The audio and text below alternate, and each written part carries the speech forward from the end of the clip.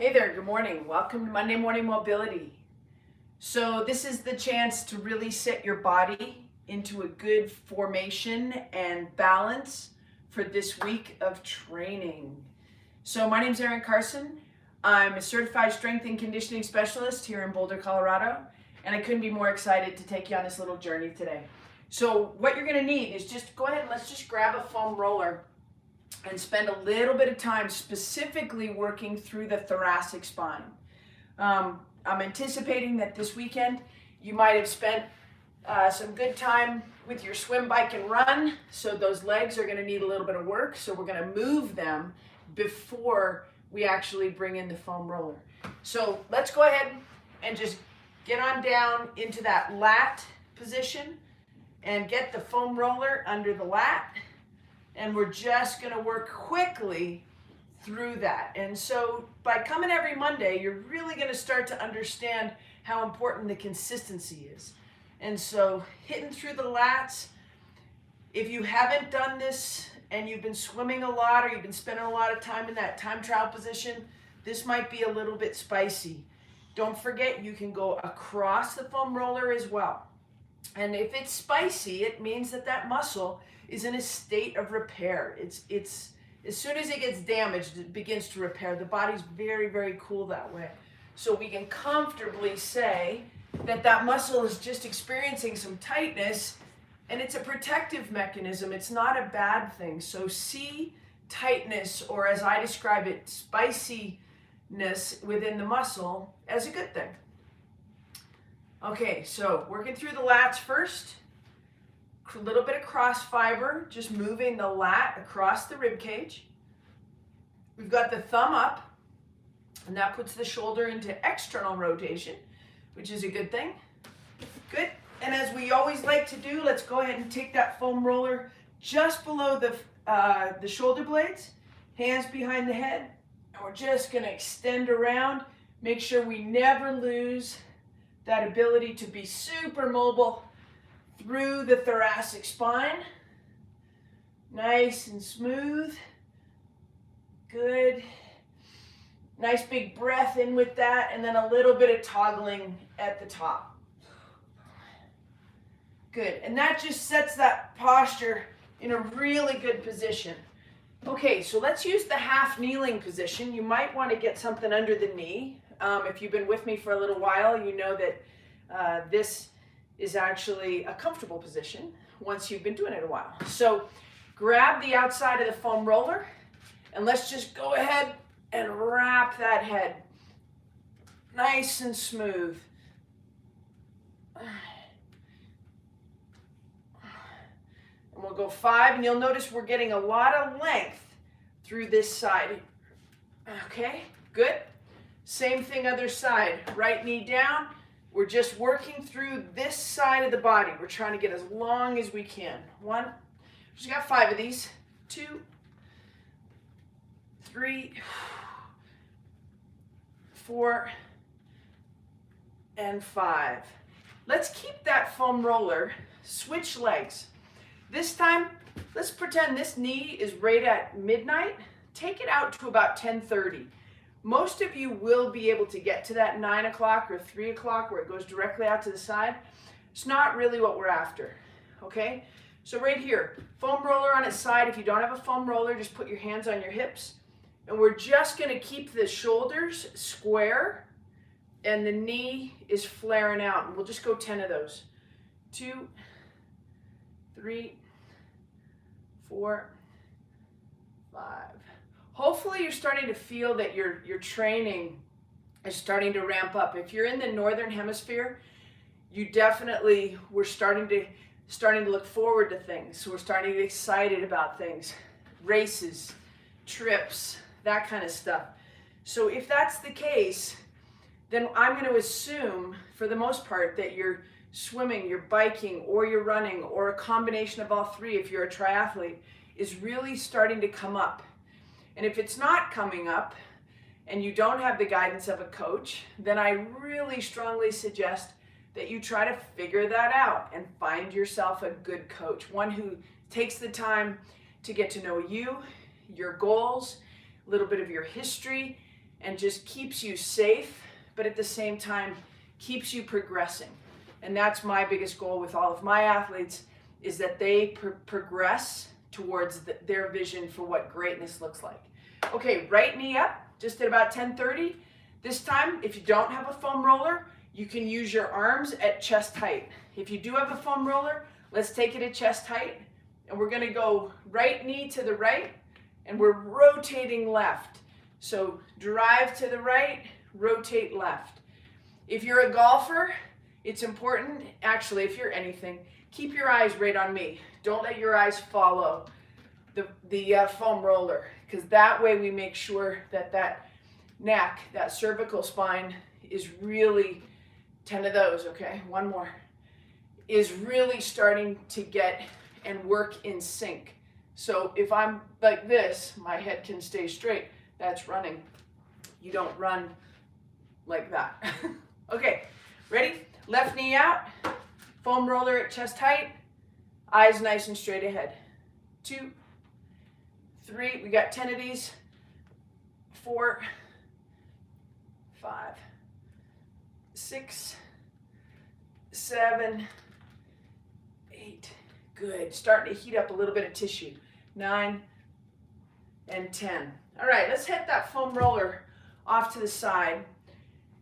If this is an uncomfortable position, you can do this from a standing position, okay? But I want you to be a parallel half kneeling position. Drop your hips to the back just a little bit. I'll give you a little bit of that side view. So your hips will be just a little bit to the back. Your chin back and chest up, so that if I had my hand on the back of your head, you'd be pushing into it just a little bit. And from that position, let's go ahead and do a little bit of foundation training. Specifically, we're going to work on some decompression breathing. So if you pictured a sheet, like if I had your bed sheet, and I grabbed it from the top, and I pulled it up, the whole sheet would come up, right? So we're talking about bursas, meniscus, anything that is shock absorbing within the body, meniscus, cartilage. Muscle is not really that shock absorbing within joints. It's going to be connective tissue. So we need to figure out how to decompress the body against compressive forces of gravity and ground. So right there, let's put the hips to the back, put that chin back, chest up. Again, a little bit of pressure through the back of your head. And from there, I want to use the rib cage like I'm pulling up the sheet. So a nice big breath, up, and exhale. As we inhale, that's pulling the sheet up. As you exhale, don't let it all fall. So we're working to control the abdominal muscles to make sure that the rib cage stays away from the hips. And you'll hear me cue that over and over again, create space. And this is where we want to create space. Okay, so let's go 5 big breaths. Expand the rib cage through the back of the body. Exhale. Inhale, lift the sheet. And we're just pulling the ribs off the hips. 3, 4. Pull the ribs off the hips. And see if you can keep it high.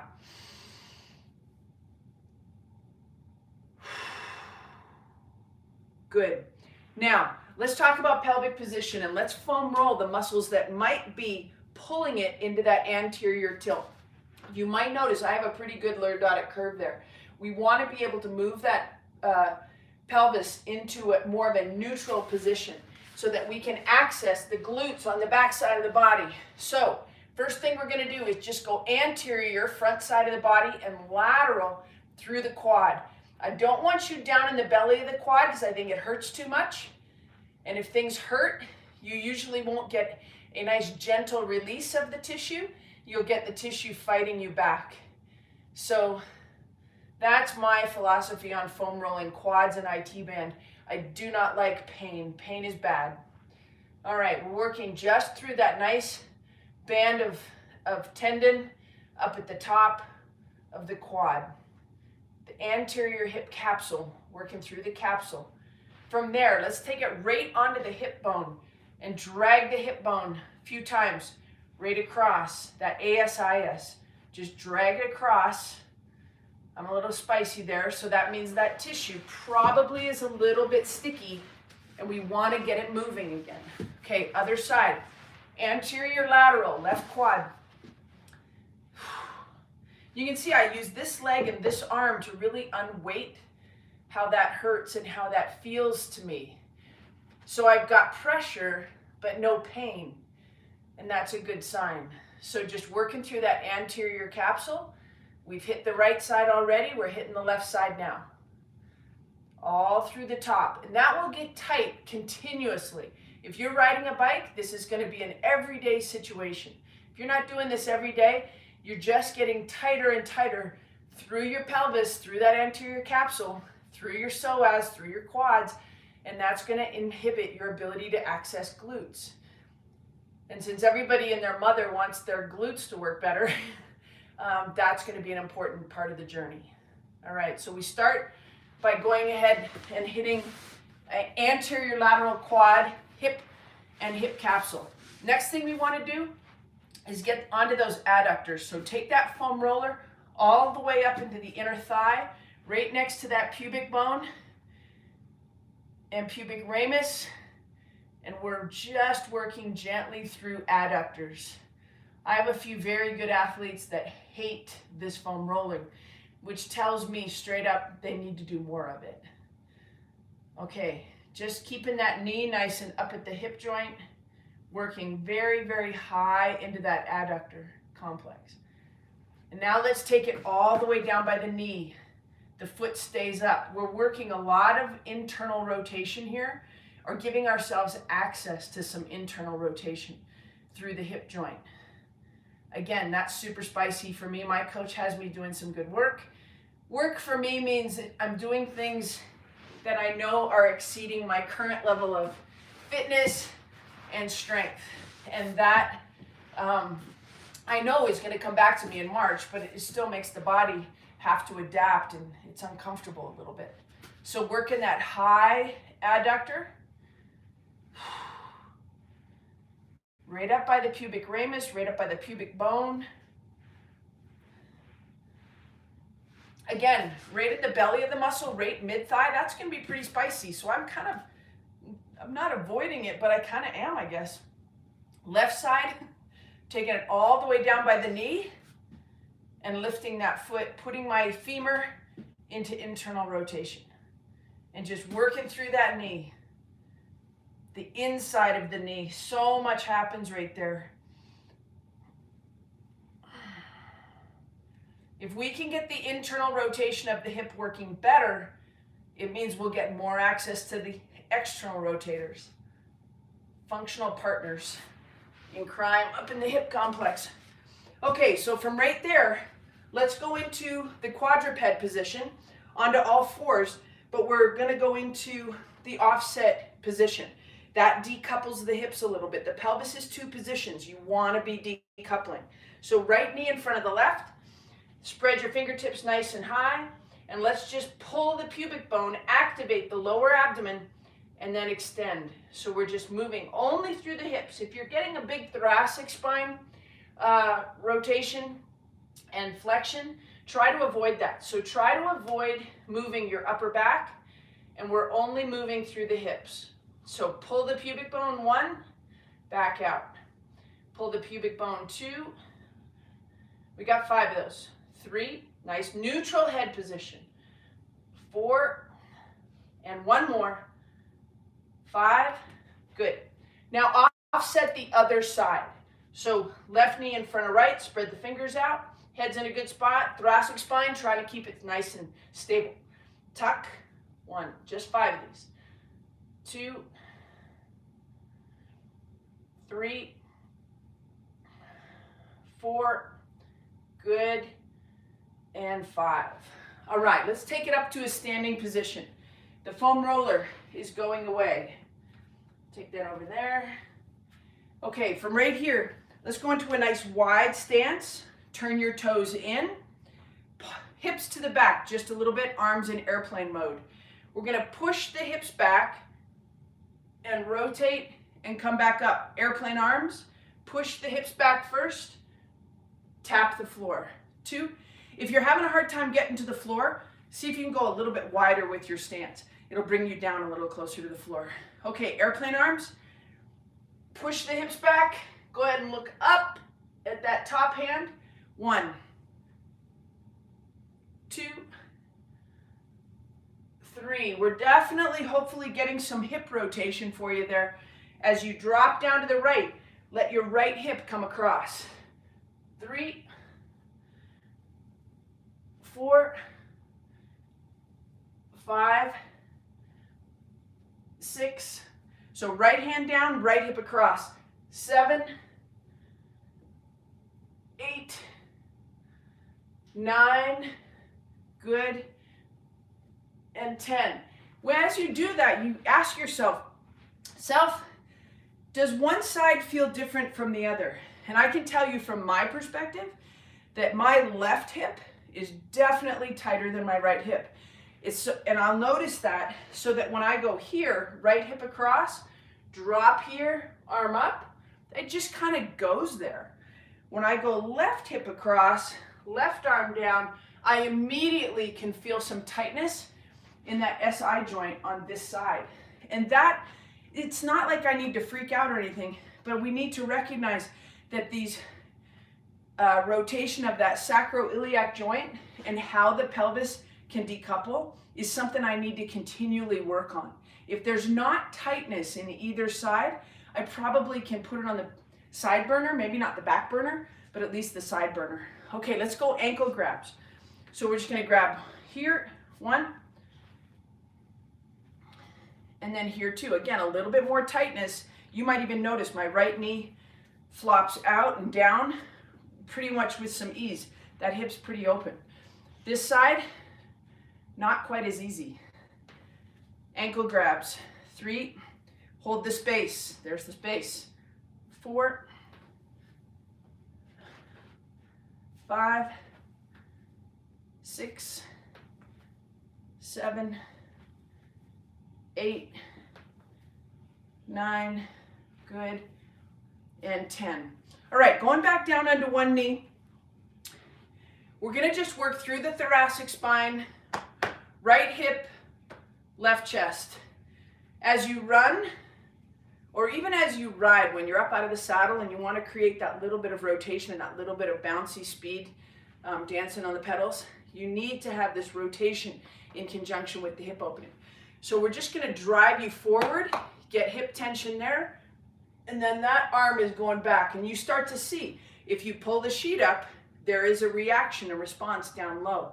So if you've got ankle bursitis, or you're just, the bursa are working so hard within the joints to give you shock absorption, then breathing and creating space is really going to help that. So now we're going to create that lift of the sheet with this hand driver up over the head. So we're going to go into the hip and then rotate back into the hip, open up this whole chest. 3, 4, 5, 6, 7, 8, 9, good, and 10. And I can take most of my cyclists into that position and they pretty much fall in love. They absolutely love this feeling. So we're gonna drive the knee forward, open up this hip, open up this chest, right chest, left hip. 1, just reach up. Don't worry about reaching back or rotating. Reach up and a little bit of rotation. 4, 5, use your breath. 6, big inhale. 7, 8, 9, and 10. All right, let's go into a little bit more breathing. I want to practice the ability to contract, pull the belly button in. This is 2 different things. We have decompression breathing, where we're pulling the ribs off the hips and we're pulling yourself into a nice skinny position here, belly button into your spine, which is very different than belly breathing. When we go, we're going to inhale, not as good at belly breathing. And it's okay that the stomach comes out. You want the ability to control your musculature and your midsection so you can actually do both. Okay, so we're gonna go into prone decompression breathing. So from here, we're gonna set an anchor down low, knees together, toes together, heels apart. Fingertips, fingertips, like you're hanging off a cliff. Head straight down. From there, we're gonna work that head position. Pull your head up off the ground, but keep looking straight down. Lift your fingertips off the ground. Pull your belly button off the ground when you're in this position.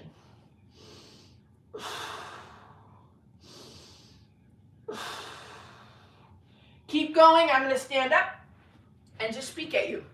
So the bottom line is you're working your prone decompression breathing so that every single time you inhale, you pull the belly button away from the floor. As you exhale, you pull the belly button away from the floor. I want you to work on that this week. Prone, face down, arms long, lats long. The expansion of the rib cage and the ability to control the abdomen so that the belly button comes in when you inhale and it stays in as you exhale. That's your decompression breathing from Dr. Eric Goodman. Thank you, Foundation Training. Thank you to all of my teachers and that I can share this with all of you. Happy Monday. Have an amazing week. I'll see you next Monday as well. Aloha. Well, we're here in Boulder. Aloha, Spirit.